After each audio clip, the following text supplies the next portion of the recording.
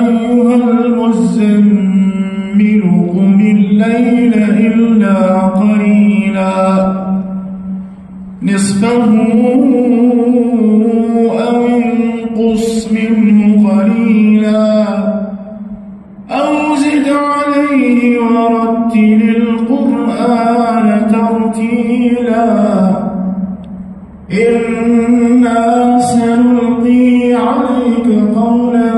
ثقيلا إن ناشئة الليل هي أشد وطئا وأقوم قيلا إن لك في النهار سبحا